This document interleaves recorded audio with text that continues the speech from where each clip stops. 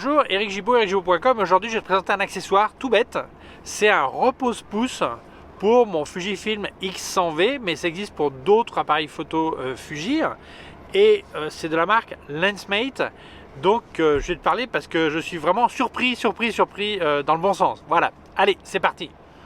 Le gros problème de ces appareils photo comme ça, c'est que, bon, moi quand j'utilise une courroie, si je veux regarder sur l'écran, ben, je peux tirer, ça me donne une stabilité. Mais si je regarde dans le viseur, t'as pas vraiment une prise en main vraiment stable. Et si on regarde le Fujifilm X4, c'est encore pire. Alors, le seul moyen, c'est d'ajouter un petit accessoire. D'ailleurs, Fuji en a, il y a plein de marques qui en ont, ce qu'on appelle un repose-pouce, voilà. Mais j'ai regardé un petit peu tout ce qui existait comme modèle pour le X100V et le gros reproche de tous, sauf celui-là, c'est qu'une fois qu'il est placé, tu as du mal à tourner la petite roue parce que tu n'as pas de place pour ton pouce, tu vois. Même chose pour celle-là, c'est pas trop pratique. Alors celui-là, c'est l'exception, donc je vais te le montrer. Donc il arrive dans une boîte toute propre, hein, ok. Voilà, fermeture aimantée. Voilà la bête.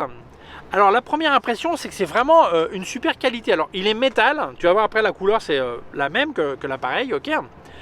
Il est métallique, mais ils ont quand même pensé à des trucs super importants. Tu vois là dessous, hein, il y a un petit bout de caoutchouc. Pourquoi c'est faire? Parce que ça se pose dans la griffe de flash.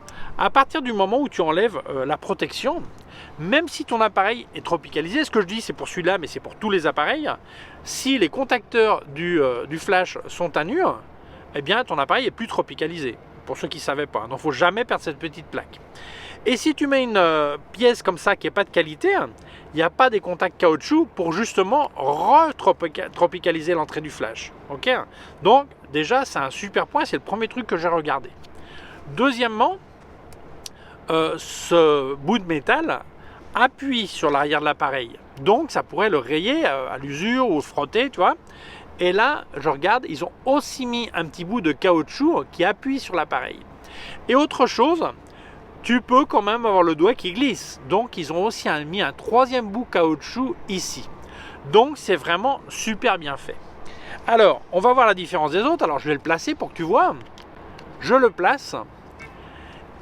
Mais si je veux accéder à ma roulette, ben c'est aussi simple que faire ça. Et là, je tourne tranquillement comme je veux. C'est l'arrière aussi. Et après, je reprends en main. Tu vois? Donc, c'est vraiment super stable. C'est vraiment bien pensé.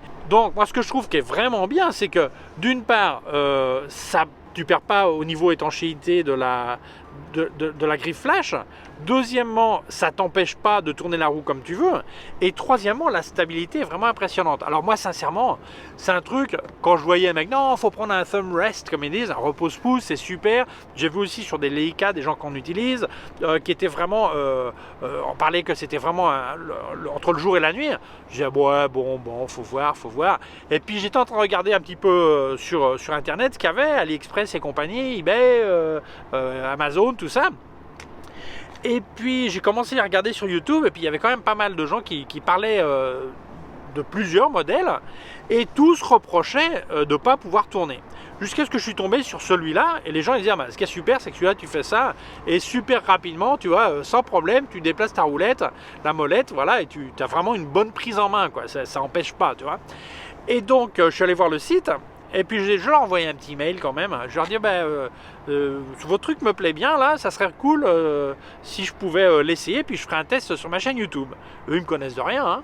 Et puis on dit, pas de problème, vous voulez noir ou vous voulez argent? Parce qu'il y a les deux couleurs, hein, suivant l'appareil que tu as. Et puis je dis, pour moi noir, ok, super. Ils m'ont dit, n'oubliez pas de dire que c'est nous qui vous l'avons envoyé, Lensmate, voilà, ok. Je dis, voilà, ouais, non, pas de problème. Donc ils me l'ont envoyé gratuitement, donc je les remercie vraiment, quoi. Alors sincèrement, je pense que c'est vraiment une super qualité. Je suis vraiment surpris, hein. Je veux dire, un petit truc qui a l'air tout bête. La commodité, c'est vraiment impressionnant. Moi j'étais parmi ceux qui disaient, ouais, bon, encore un truc qui te vendent pour faire claquer ton fric, quoi, typique de certains accessoires. Non, là c'est vraiment le jour et la nuit. Tu prends vraiment de la stabilité, ce qui veut dire que comme c'est un boîtier qui n'est pas stabilisé, comme beaucoup de boîtiers qui ne sont pas stabilisés, ça va te permettre de vraiment descendre un peu plus la vitesse parce que tu vas être vraiment plus stable. C'est vraiment impressionnant la stabilité. Et puis en plus, même si je ne le recommande pas de ne pas utiliser, je dis toujours qu'il faut utiliser une courroie. D'ailleurs, c'est une courroie de Claudia Reyes. Bientôt, je vais faire une présentation parce que son site de vente est reparti. Ok, il est remis en marche. Donc là, tu peux vraiment... si tu n'utilises pas de courroie, le promener à la main c'est quand même beaucoup plus sûr, ou si tu n'as qu'une dragonne, beaucoup plus sûr que sans ça. La prise en main est vraiment mieux. Voilà, sincèrement, la stabilité c'est dingue, hein. Celui qui fait une vidéo là, il prend ça comme ça, c'est beaucoup plus stable, ok. Et aussi, je vois beaucoup de gens qui enregistrent des vidéos en utilisant leur écran, c'est-à-dire que, j'explique, ils ont quelque chose qui les filme, ce qu'on appelle un point de vue, point of view, ok. Ils font des films sur YouTube, des vidéos sur YouTube, où tu vois ce qu'ils sont en train de faire comme photo. Tu vois, comme ça, tu vois là, par exemple, là, je suis en train de faire ça. Eh bien, j'enregistrerai mon écran. Eh bien, ça te file quand tu es en train, au lieu d'utiliser le viseur, tu utilises l'écran. La différence de stabilité, c'est vraiment impressionnant, hein. Sincèrement, je n'en reviens pas, quoi, hein. Donc, je suis vraiment très surpris et très content. Donc cette pièce métallique d'excellente facture avec ses points caoutchouc juste où il faut offre une commodité, une sécurité vraiment intéressante. Alors un petit truc, beaucoup de gens quand ils achètent un thumb rest ou ils mettent souvent un déclencheur de flash, un truc comme ça, ils ont tendance à perdre cette petite plaquette. Alors ces plaquettes, faut faire gaffe à pas les perdre, ok. Et moi je recommande toujours, si tu vas toujours avoir un repose-pouce sur cet appareil, ben ça tu la gardes dans la boîte originale de ton Fujifilm, ok, tu la gardes avec le reste. De même j'ai la courroie originale qui est dans la boîte, comme ça le jour où tu le revends ou si tu le revendais, ben, tu as la petite plaque originale, ok. On peut toujours en racheter, mais enfin bon, autant ne pas la perdre, voilà. Donc moi je pense que c'est complètement recommandable. Alors seul petit défaut, en fait c'est pas un défaut de ce repose-pouce mais de tous les repose-pouces, c'est qu'évidemment quand tu le places, eh bien ta grille flash est condamnée, donc si tu voulais mettre un flash, ben, tu n'as plus le choix.